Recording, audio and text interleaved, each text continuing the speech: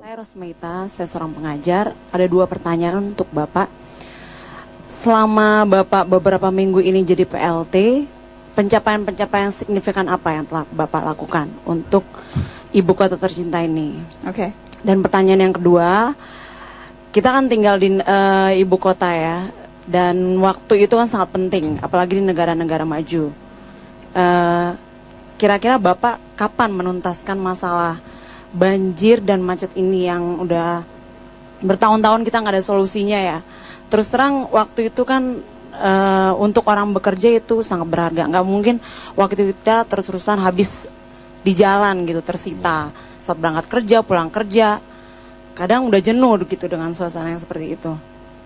Apa solusi Bapak untuk kedua masalah itu? Oke. Terima kasih. Terima kasih Mbak Rosmeila. Ada 2 pertanyaan Pak Ahok. Pertanyaan klasik. Yang pertama dulu Kalau itu. dibilang apa yang dicapai, saya tidak tahu, itu penilaian orang kan. Mungkin Anda tanya kepada PNS lebih terasa.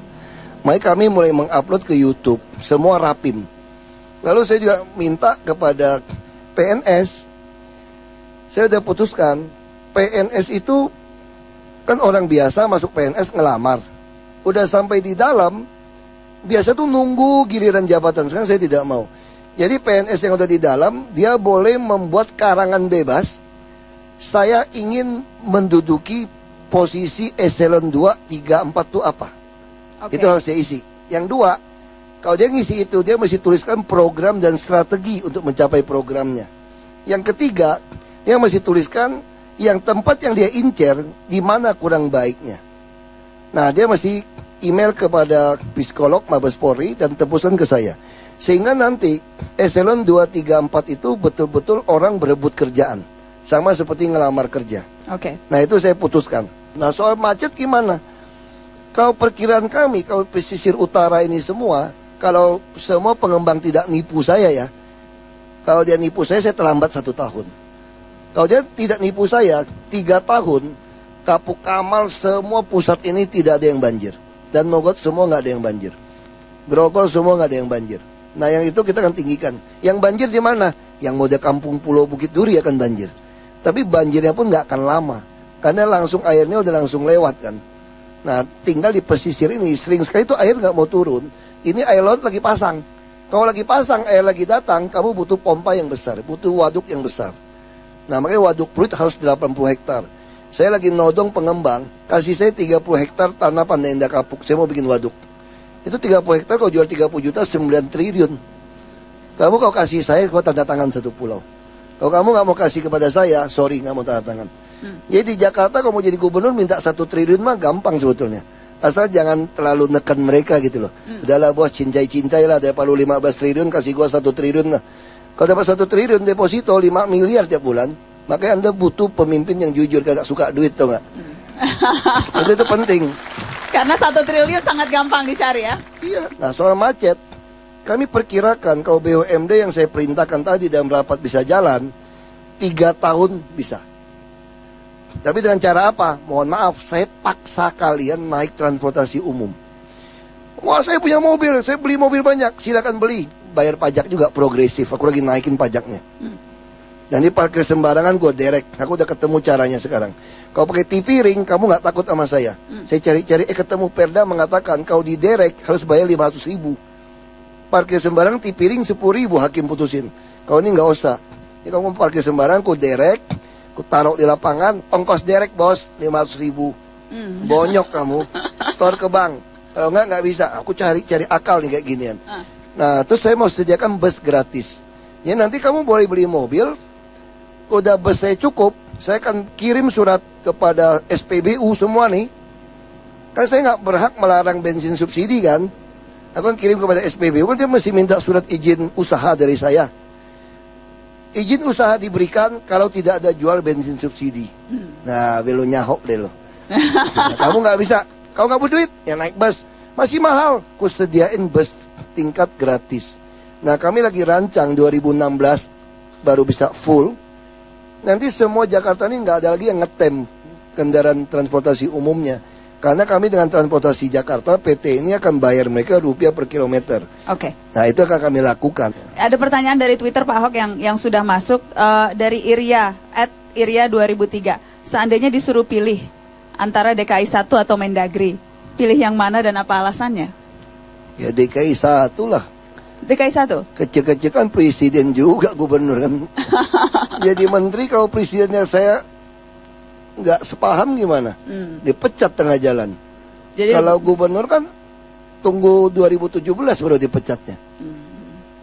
Kalau dipecat siapa tahu ada yang demen sama gua, dipilih lagi. Pak Ahok mau kasih komentar yang tadi Bang Rizal katakan? Soal ilustrasi Beda. Bang Ali yang Saya nampar-nampar saya di punya dalam. punya banyak sekali teman yang tua-tua pernah ikut Bang Ali. Dia bilang Bang Ali zaman itu tuh beda. Kau kumpulin pajak nih, hiburan nih, panggil orang pajak baris. Target lu berapa? 10 perak. Kekumpul berapa? 30. Sudah. Bagi-bagi. 10 masuk. Zaman itu bisa seperti itu. Zaman ini nggak bisa. Zaman Bang Ali itu gampang sekali dapetin uang. Dan Bang Ali itu zaman itu ditunjuk presiden. Dan itu zaman Orde Baru. Suasana beda. Mana berani PKL macam-macam zaman Bang Ali? Mana ada orang berani dudukin tanah dapat ganti duit? Beda. Kalau ngomong sombongnya, lebih susah saya daripada PT Gubernur daripada Bang Ali dulu. Dia jenderal, marinir, punya pasukan, orang takut. Saya siapa yang takut? Muka kayak gitu nggak ada yang takut. Bang Ali bisa buka kasino, ya kan? Ulama marah-marah. Lu kalau marah jangan pakai jalan ini ya. Bang Ali berani marahin. Suruh naik helikopter aja ya, katanya. kan gitu kan? Kalau Ahok yang ngomong, si kafir, kerusuhan Jakarta. Nah Bang Ali dulu nggak bisa. Jelas ini duit judi. Lu mau apa lu? Gua bangun Jakarta pakai duit judi. Kalau sekarang Ahok ngomong begitu, kagak ngomong gitu aja udah mau diserbu gua. Apalagi ngomong begitu kan. Jadi ya beda. Tapi harus kita hargai tiap orang punya masanya. Nah saya pikir sederhana sajalah. Saya baru 20 bulan. Kalau nanti 2017 kalau saya ikut lagi, kalau Anda lihat 40 bulan saya kerja lagi seperti apa, Anda tidak puas, saya pesan mulai hari ini, jangan pilih saya. Kalau pilih saya itu goblok kamu. Cari yang lebih pintar dari saya, yang lebih jujur, kerja lebih baik. Jadi kalau nanti di 2017 ada yang lebih berani, ada yang lebih jujur, Anda pilih dia. Tapi Anda dia. jangan ditipu. Teori Abraham Lincoln mengatakan karakter sejati seseorang baru teruji kalau dia dikasih kekuasaan. Kalau orang belum pernah berkuasa, ngomong apapun kita udah sering ditipu kok. Sejak reformasi itu kita udah lihat semua jenis orang yang hebat-hebat, nggak lakuin apa-apa tuh di negeri ini. Saya belum pernah dengar ada pejabat yang berani nantang kepada seluruh pejabat. Periksa harta saya, biaya hidup saya, dan pajak yang saya bayar sesuai nggak? Itu baru pejabat bersih. Anda berani itu Pak Ahok? Saya selalu konsisten ngomong sejak bupati. Sampai hari ini saya nantang sama semua orang. Ini ada undang-undangnya loh. Hasil ratifikasi konvensi PBB melawan korupsi. Undang-undang nomor 7 tahun 2006. Kalau harta pejabat publik meningkat secara gelap tidak bisa dipertanggungjawabkan, maka disita buat negara. Ini kesepakatan tahun 2007 ditandatanganin oleh Pak SBY. Karena itulah kemudian tahun ini Pak Ahok mendapatkan Bung Hatta Anti Corruption Award. Tapi saya nasibnya lebih baik daripada Bung Hatta.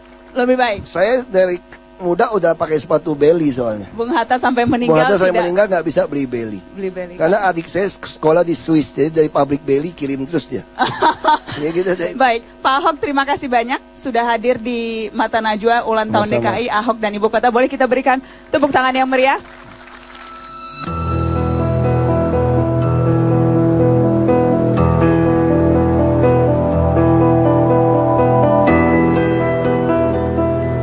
Ahok adalah sebuah fenomena untuk Jakarta dan Indonesia. Sebagai minoritas yang kadang masih dicurigai, Ahok tampil dengan tindakan yang berani. Dia tak mudah dikendalikan bahkan oleh partai yang ikut melahirkan. Integritas dan jejaknya sudah diakui, walau sepak terjangnya kadang bikin jeri. Tapi Ahok hanya wakil gubernur. Tak semua bisa dia atur.